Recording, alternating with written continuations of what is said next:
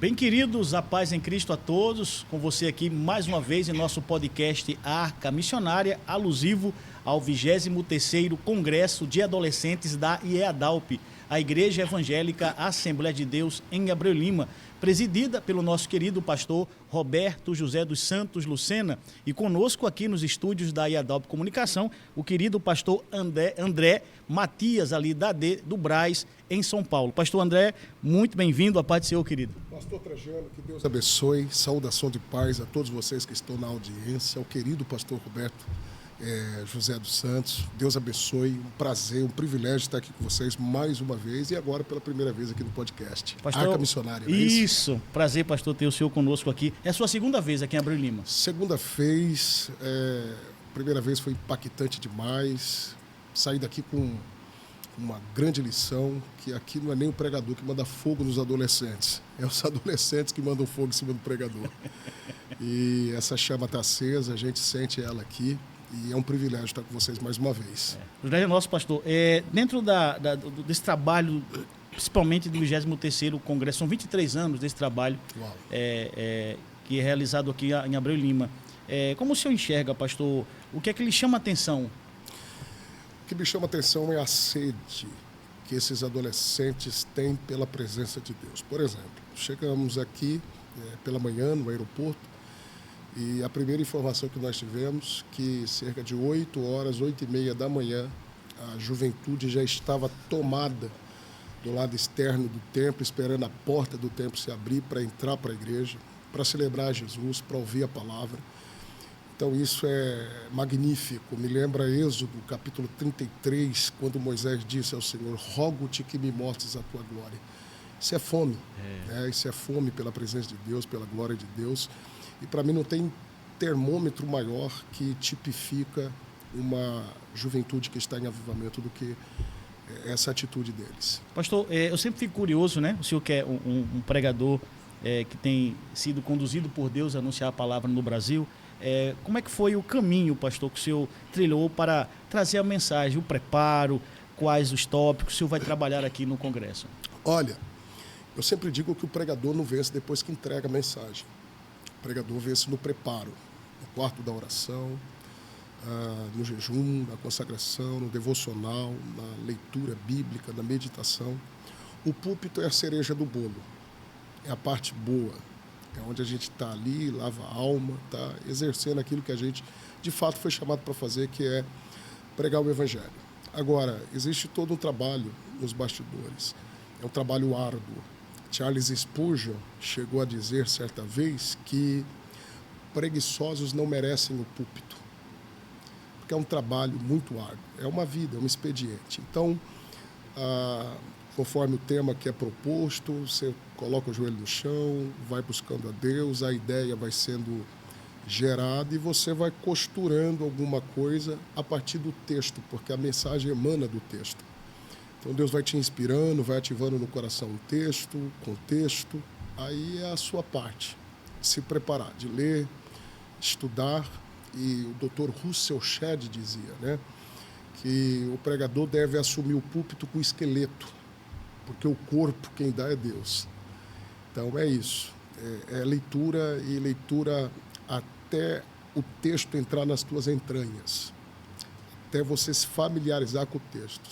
Como dizia o Dr. John Stott, se possível leia o texto 10, 15, 20, 30, quantas vezes necessárias até ele fazer parte da sua enraizar, vida. Né? Enraizar, ponto por ponto, vírgula por vírgula, e acredite, se você fazer a sua parte, Deus vai fazer a dele. Deus honra, né, pastor? É isso aí. Pastor, dentro dessa sua preparação, cuidado em oração, esse cuidado, claro, o texto como base, né?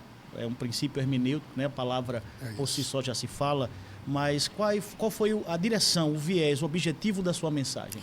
O objetivo é mostrar para a juventude que nesta época que nós estamos vivendo, não precisa ter pressa no que tange a chamada, o ministério. Porque a gente faz parte de uma geração pragmática, imediatista. Isso, tudo para o já, né? Fast food. Perfeito. Pede aqui, quer receber ali. E a ideia é mostrar Jesus como o maior exemplo. Ele é a nossa maior referência. Jesus não queimou etapas. Só um spoiler aqui para que vocês entendam. Lucas capítulo 3, versículo 23, o texto diz que quando Jesus começou o seu ministério, ele começou com 30 anos de idade. Então ele se prepara 30 anos para ter um ministério de excelência de 3 anos. E o problema da nossa geração, às vezes, é que a gente quer se preparar 1 ano para ter um ministério de excelência de 50 anos. Estamos invertendo os valores. O ministério não é fruto de 30 segundos de rios, 15 segundos de stories. O ministério é vida com Deus, é no particular, é no processo. Comunhão, né, pastor? Na comunhão. Todas estas questões midiáticas, como nós estamos se utilizando aqui agora, agrega. Mas é um acessório, não é um motor. Pastor, dentro dessa sua deixa, pegando o gancho, claro, aproveitando isso, na sua perspectiva, homem de experiência, pai de família, pastor, quais seriam os desafios do jovem hoje, do adolescente, e como o adolescente pode vencer esse desafio que surge diante dele? Olha, eu vou dar o start sobre isso me utilizando de um texto. Gênesis 22, se não me falha a memória, o verso de número 5, Abraão toma a palavra e diz para os seus 2 servos, ficai-vos aqui com o jumento. E eu e o menino vamos ali, e havendo adorado, tornaremos a voz. Jumento, quando empaca, não tem quem faz jumento andar. Perfeito. Então, no texto, o jumento está falando de perda de tempo. Eu acho que o maior desafio da nossa geração, dos adolescentes, da juventude que está vindo aí, é a administração do tempo no que tange o chamado de Deus na vida deles. Não perca tempo com o jumento. É isso aí. Larga o jumento no pé do monte. Às vezes, nós estamos perdendo muito tempo com internet, com tantas outras coisas. Claro, ratifico mais uma vez, isso daqui é ferramenta para a glória de Deus, para alcançar o maior número de pecadores possíveis, mas no que tange o teu chamado, você só vai se manter de pé diante dos homens se passar mais tempo de joelhos dobrados diante de Deus. Tá aí o conselho do pastor André Matias, guarde no coração e procure vivê-lo, que é conselho de Deus. Larga o jumento. Larga o jumento. Pastor André Matias, dentro dessa perspectiva dos adolescentes, dos desafios que falamos agora, qual é o conselho que o senhor traria para o adolescente em casa? Claro que a gente percebe, é muito comum entre nós, né? A gente percebe, a gente convive com eles, o desejo de pregar, né? De estar ali transmitindo a palavra, né? Uns já começam bem cedo, outros tímidos ainda. Qual o conselho, o senhor que tem uma gama de experiência muito grande nessa área, pastor, o senhor traria para aqueles que estão em casa agora? Deixa fluir de forma natural. O segredo do voo não é a decolagem, é a duração do voo. Tem gente que decola rápido, mas voa pouco. O balão japonês voa aqui e cai ali. Então não tenha pressa não. Deixa fluir de forma natural. Se prepare, a oportunidade chega e quando chegar vai acontecer de forma natural. Na verdade, Deus nos abre as portas, mas o que estabelece essa porta aberta é a sua competência. Para isso, deixa acontecer no tempo de Deus. É o Cronos e o Kairos, né? Cronos, tempo do homem, Kairos, o tempo de Deus. Queriam fazer as coisas, Jesus dizia, ainda não é chegada a minha hora, não é chegado o meu tempo. Então deixa as coisas de Deus acontecer no tempo dele, que quando acontece no tempo dele, não precisa forçar barra. Chegou o tempo de Deus apresentar Jesus e a palavra foi esta, este é o meu filho amado. Pastor, o tempo é curto, viu? O nosso podcast, esse tempo, né? O Cronos, né? Que a gente precisa, claro, otimizar esse processo. Mas eu queria, pastor, se eu deixasse uma ministração para os que estão em casa agora, nos acompanhando, uma saudação final. Fique à vontade, pastor. Claro, eu faço isso com maior alegria, com o coração totalmente aberto. E é claro, eu vou deixar aqui o cerne do Evangelho, porque quem leva Jesus para a cruz não é Judas quando trai, não é Pedro quando nega, não é os outros discípulos quando o abandona, não foi a covardia do Herodes, a negligência do Pilatos ao lavar as suas mãos, nem a inveja dos judeus. Foi João 3,16. Porque Deus amou o mundo de tal maneira, que deu seu Filho unigênito para que todo aquele que nele crer não pereça, mas tenha vida eterna. Romanos 5,8, Deus prova para conosco o seu amor.